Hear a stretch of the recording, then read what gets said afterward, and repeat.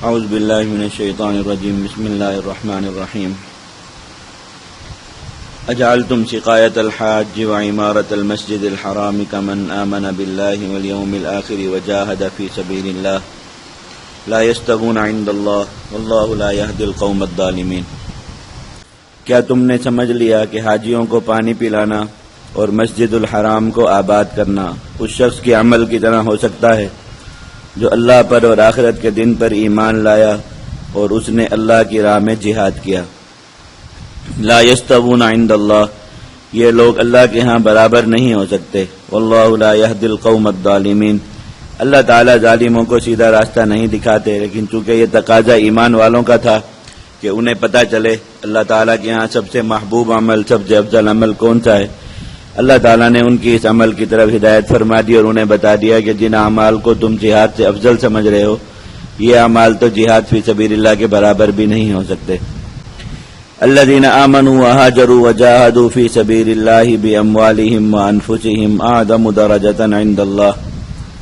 وہ لوگ جو ایمان لائے انہوں نے اپنے گھر بار چھوڑے اور اللہ کے راہ میں جہاد کیا اپنے اموال سے اور اپنی جانوں سے، درجے کے اعتبار سے بہت اونچے ہیں عند اللہ، اللہ کے ہاں۔ وَأُولَئِكَ هُمُ الْفَائِزُونَ، اور یہی لوگ کامیابی پانے والے ہیں۔ يُبَشِّرُهُمْ رَبُّهُمْ بِرَحْمَةٍ مِّنْهُ، اللہ تعالیٰ ان کا رب انہیں اپنی خاص رحمت کی خوشخبری دیتا ہے، وَرِضْوَانٍ، اور اپنی رضامندی کی خوشخبری دیتا ہے، وَجَنَّاتٍ، اور ایسے باغات کی خوشخبری دیتا ہے، لَهُمْ فِيهَا نَعِيمٌ مُقِيمٌ، جن میں ان کے لیے ہمیشہ ہمیشہ کا آرام ہوگا، خالدین فیہا ابدا، اور ہمیشہ ان نعمتوں میں رہیں گے۔ ان اللہ عندہ اجر عظیم، بے شک اللہ تعالیٰ کے ہاں بہت بڑا اجر اور بہت بڑا ثواب ہے۔ یہ آیت کی تفسیر کہ صحابہ کرام کے کس سوال پر یہ آیت نازل ہوئی اور اللہ رب العزت نے کس طریقے سے ان کی خلش کو دور فرمایا اور انہیں جس چیز کی رہنمائی چاہیے تھی اللہ رب العزت نے فرمائی، تو میں اعظم درجۃ عند اللہ، باقی اعمال کرنے والوں سے جہاد کرنے والے لوگ درجے کے اعتبار سے بہت بڑے ہیں۔ اجعلتم سقایۃ الحاج وعمارۃ المسجد الحرام کمن آمن باللہ والیوم الآخر وجاہد فی سبیل اللہ، یہ وہ دوسری آیت ہے جو سورۃ النساء میں کل بتایا تھا کہ جس آیت میں اللہ رب العزت نے جہاد کے افضل ترین عمل ہونے کا اعلان کیا اور فرمایا کہ باقی لوگوں کا کوئی عمل بھی جہاد کے برابر نہیں ہو سکتا۔ سورۃ النساء میں لا یستوی القاعدون والی آیت میں آپ نے پڑھ لیا، اور میں نے وہاں پر عرض کیا تھا کہ اس بات کو تفصیل سے انشاءاللہ سورۃ التوبہ میں جب آیت آئے گی وہاں پر ذکر کی جائے گا، وہ یہ آیت ہے۔ اس آیت کا سب سے پہلے تو شان نزول سمجھیے جس سے اس کا موضوع متعین ہوتا ہے۔ 3 صحابی اللہ کے نبی صلی اللہ علیہ وسلم کی مسجد میں جو ریاض الجنہ کا حصہ اس میں بیٹھے ہوئے تھے اور آپس میں بحث کر رہے تھے کہ اسلام میں ایمان کے بعد سب سے افضل عمل کون سا ہے، ہمیں وہ عمل پتہ چلے تو ہم اسے اختیار کر لیں اور اب ساری زندگی اسی عمل کو کریں، یعنی باقی اعمال بھی ساتھ چلتے رہے لیکن جو ایک عمل خصوصیت کے ساتھ اختیار کیا جاتا ہے جو انسان کا تعارف بنتا ہے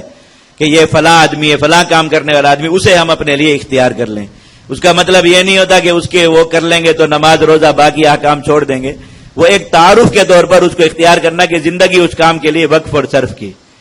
تو ایک صحابی نے کہا کہ میرے نزدیک سب سے افضل عمل یہ ہے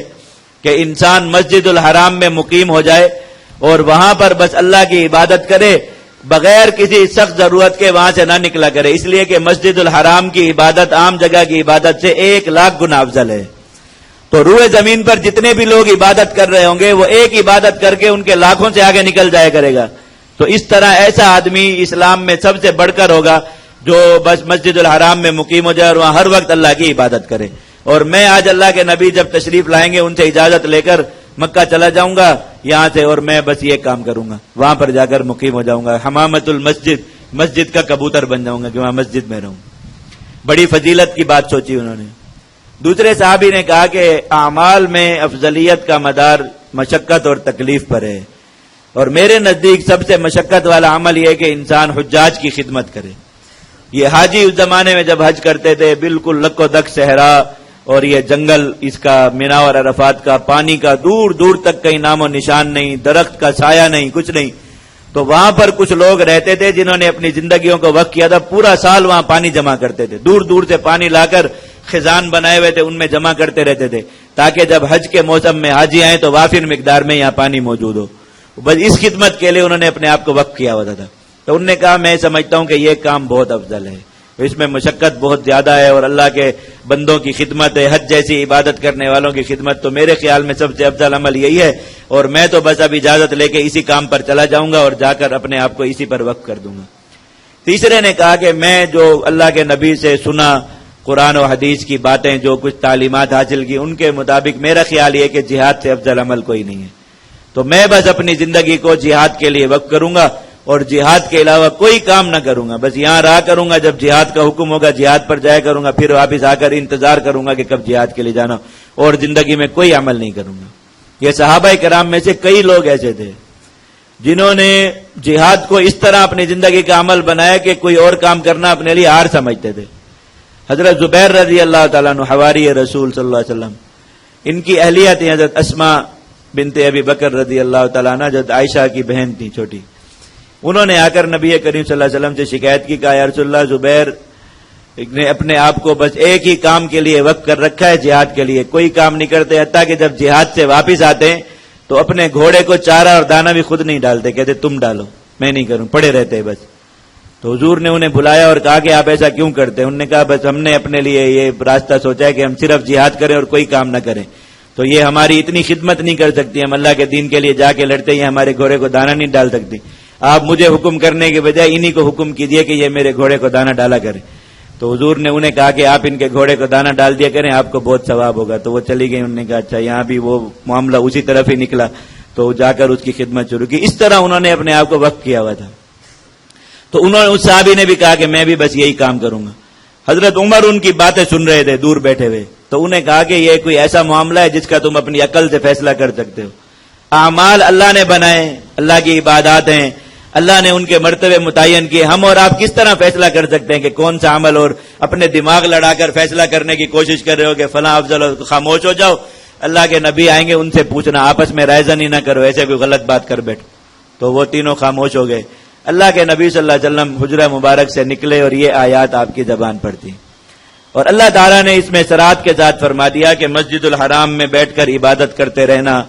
حاجیوں کی جا کر خدمت کرنے والا شخص مجاہد سے افضل تو کیا ہوتا، برابر بھی نہیں ہو سکتا مجاہد کی۔ اور اللہ کے نبی صلی اللہ علیہ وسلم کی بھی پھر اس پر روایت فرمایا کہ اللہ کے راستے میں جہاد میں ایک رات جاگنا، حرم میں مقام ابراہیم اور حجر اسود کے درمیان کھڑے ہو کر کی گئی 1000 راتوں کی عبادت سے افضل ہے، جن میں سے ہر رات لیلۃ القدر کے برابر ہو۔ لیلۃ القدر کتنی راتوں کے برابر ہے؟ 1000 مہینے یعنی 83 سال،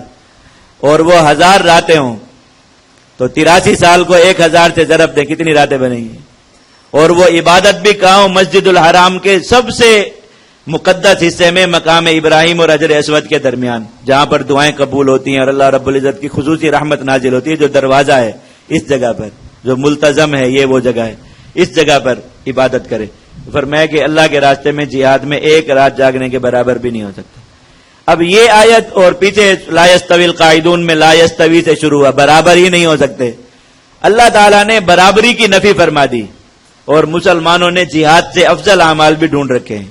ایک ایک عمل 100 جہاد سے افضل بھی ڈھونڈا ہوا ہے، ایک ایک کی تو بات ہی الگ ہے، 100 جہاد سے افضل ایک عمل۔ اور اللہ تعالیٰ قرآن مجید کی 2 آیات میں 3 بار،